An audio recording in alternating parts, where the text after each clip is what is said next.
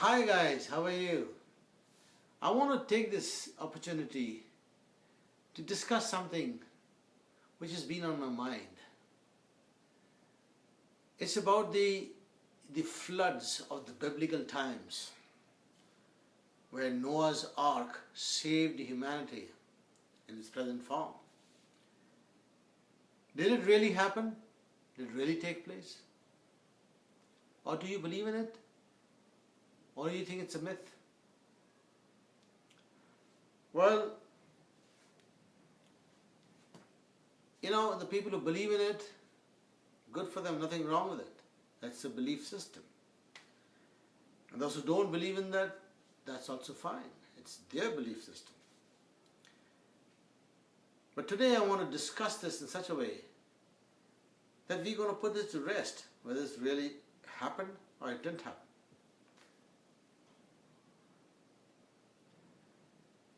So the Noah story, God told him, there you go, I'm going to destroy humanity.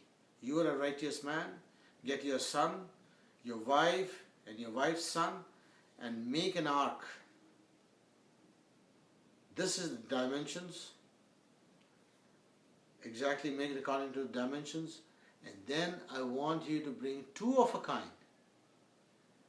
Like 2 pairs of unclean animals and 7 pairs of clean animals. Now, I don't know what that means, but the fact is, he got 2 of a kind onto this ark, which is like a big boat. And at the appointed time, the floods did come. According to the biblical sources. And when that happened, the ark, which was full of all these animals and beasts and whatever, 2 of a kind, they survived because it rained for 40 days and 40 nights. And everything was covered with water. So only the people here survived. Everybody who wasn't on the ark, they perished. You're a living being, you want air. And suddenly you replace it with water. It's a small problem. This is what happened in the tsunami. You had the tsunami recently, and you had about 300,000 people die just like that.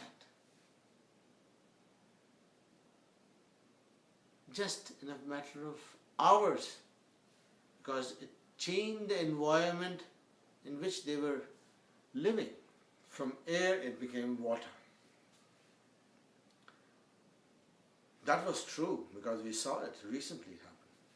But now we talk about Noah's time. And of course, then it stopped and the water started receding. He sends the dove and dove brings the olive branch and all that. So he knows everything is fine. And he starts propagating the earth again with humanity and the other beings, other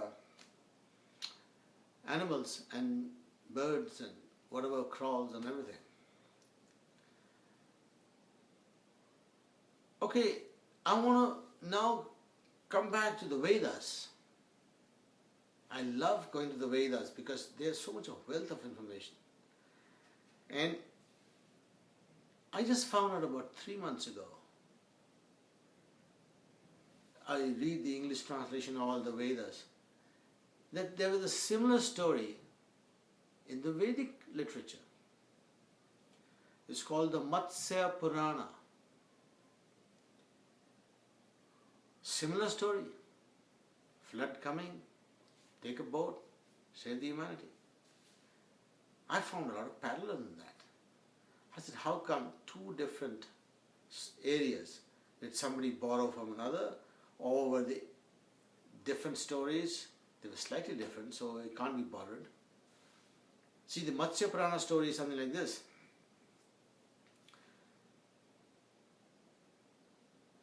Manu, one of the guys, one of the kings, who had taken leave of absence from life and gone into the forest to retire. That's what happened in the 4th stage of life, But that's a different story. So he goes there and he's with his wife and he's doing his morning ablutions, getting the water to wash his face and all that. And suddenly he finds a small fish in his hand, a minnow. Well, he didn't want to kill that, so he takes the fish and puts it back in the jar. The fish spoke to him. He says, "O king, Manu, I cannot live in this jar. Put me in a bigger place because I'm growing." So he complied. He takes the fish and puts it in a tub. Very soon the fish grew and says, "Place me in a bigger place." So he takes the fish and puts him in a pond. The fish grows even more. He takes him and puts him in an ocean. The ocean, he becomes bigger and bigger and bigger and bigger. And then he reveals himself. This fish was none other than Vishnu, one of the gods of the Hindus. And he told him, "Listen, this is where the story differs. We have prepared a ship prepared by the gods. And you will use this ship to take two of a kind on board because there is a flood coming which will vanquish every living being on this earth. So I want you to take this ship, take two of a kind, and when the time is right, I will help you because you can put the rope from the ark or the ship as they called it onto my horn and I will guide you to safety." And sure enough, the time came, the flood came, he had two people ready and it took them off and he guided them to a proper place where after the water receded, he was the starter of the generation of the whole civilization, of the whole mankind, or any living beings. Even all the birds and beasts and everything were there. So he was like Noah. Now, similar stories, different cultures, and then you say, they talk about the same story. Either the only thing common could be that the floods really did happen. Yes, it did happen. It's my personal belief it did happen. And they happen on a periodic basis. It's going to happen again. You see, the time was when all this was taking place, the creation and everything was verbal. And the stories carried on in a verbal fashion for a long time. It may have lost in translation somewhere. But the essence remains the same, that there was a destruction there was a destructive event where the entire humanity was destroyed. And how it was saved by Manu or Noah. So the flood was the common element, that it did happen. Another way of looking at it is about the floods is we have the lost city of Atlantis. It's a submerged city. They have gone inside and surveyed it. Then there's the lost city of Dwarka, which is off the Gulf of Cambay in India, just off Gujarat. And they found a fully intact city, very well made. In fact, made by sort of an intelligence and civilization which was much advanced than what they thought it would be. They carbon dated it, found it dated to 10,000 BC. That's about, 12,000 years old. And if you see around India, specifically India, if you see the water depth, you have a depth of 600, 700 feet, right to the extent of about 200 kilometers away from the coast. So that means if the water depth was 600 feet below from what it is now, these cities would be visible. They would be part of society, but they vanished because there was a flood. The water rose for whatever reason, global warming, whatever, tsunami, but the water rose and destroyed most of the coastline where the civilization had settled. Because in my reading I understand that if you take the temples, the magnificent temples made in the south of India, they were made by artisans par excellence. They could be the people who were displaced from this area. Many of them were lost, but some were saved when they knew it was coming. Maybe they moved inland or whatever. But they were the ones who made this fantastic inland temples.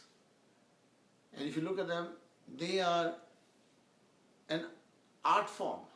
I mean, it is beautiful. And of course, there is another talk about Lemuria.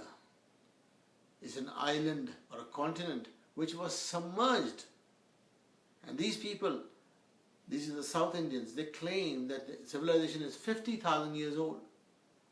And this whole island or this whole continent submerged, or the sea rose and it got vanished.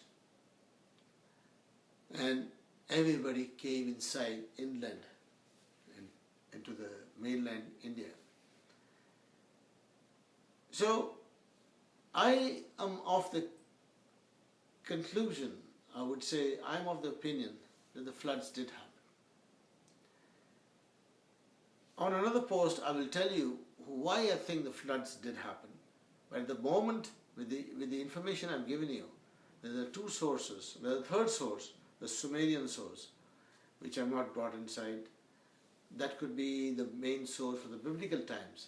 But the Hindu Vedic literature, that is nothing tainted from here. They are exactly a different source. But this is a long topic of why the floods happen regularly, every 3,600 years. Every 3,600 years. The last time the floods happened was 225 BC. So, don't worry. It's going to take another 1,000 years for it to come again. So relax. What you're seeing is a small, sort of a trailer of what is possible. The tsunamis, the storms, this whole element thing is fantastic. These 5 elements, ether, then you have the air, and then you have the fire, then you have water, then you have earth. The 5 elements, they actually are the building block for everything on this world. And how, if one of the elements are not happy, if you're an air person, you cannot live in water. If you're a water person, you can't live in air. So this changing of environment is what is causing destruction, which is part of the equation as per the Hindu philosophy. You have a creator, you have a preserver, and you have a destroyer. And everything starts again. This is a cycle. So this is the formula, the Om formula. But anyway, I don't want to go on that. Thank you. I hope you enjoyed it. I'll see you in the next post. Thank you very much.